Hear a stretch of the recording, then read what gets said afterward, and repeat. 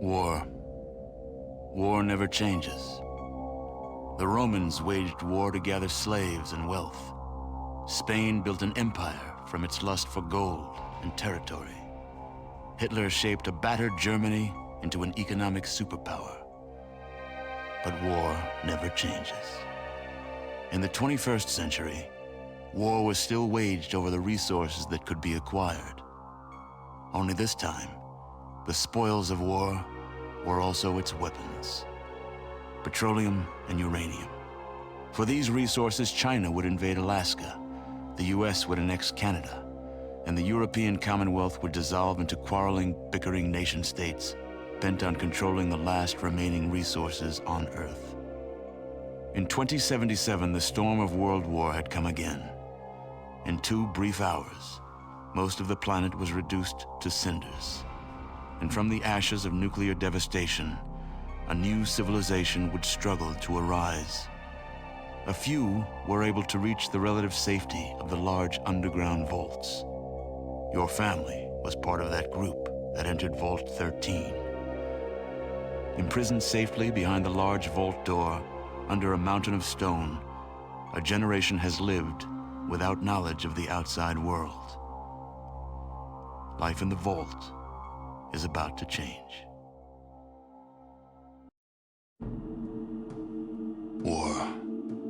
War never changes. The end of the world occurred pretty much as we had predicted. Too many humans, not enough space or resources to go around. The details are trivial and pointless. The reasons, as always, purely human ones. The Earth was nearly wiped clean of life. A great cleansing, an atomic spark struck by human hands, quickly raged out of control. Spears of nuclear fire rained from the skies. Continents were swallowed in flames and fell beneath the boiling oceans. Humanity was almost extinguished, their spirits becoming part of the background radiation that blanketed the Earth. A quiet darkness fell across the planet, lasting many years. Few survived the devastation. Some had been fortunate enough to reach safety, taking shelter in great underground vaults. When the great darkness passed, these vaults opened, and their inhabitants emerged to begin their lives again. One of the northern tribes claims they are descended from one such vault. They hold that their founder and ancestor, one known as the Vault Dweller, once saved the world from a great evil. According to their legend, this evil arose in the far south. It corrupted all it touched, twisting men inside, turning them into beasts. Only through the bravery of this Vault Dweller was the evil destroyed. But in so doing, he lost many of his friends and suffered greatly, sacrificing much of himself to save the world. When at last he returned to the home he had fought so hard to protect, he was cast out, exiled. In confronting that which they feared, he had become something else in their eyes, and no longer their champion. Forsaken by his people, he strode into the wasteland. He traveled far to the north, until he came to the Great Canyons. There he founded a small village, Arroyo, where he lived out the rest of his years. And so, for a generation since its founding, Arroyo has lived in peace, its canyons sheltering it from the outside world. It is home, your home.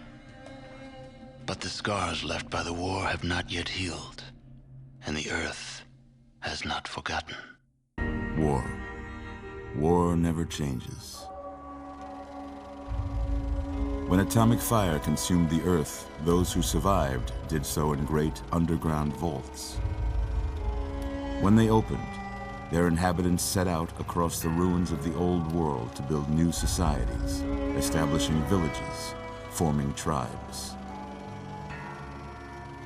As decades passed, what had been the American Southwest united beneath the flag of the new California Republic, dedicated to old world values of democracy and the rule of law.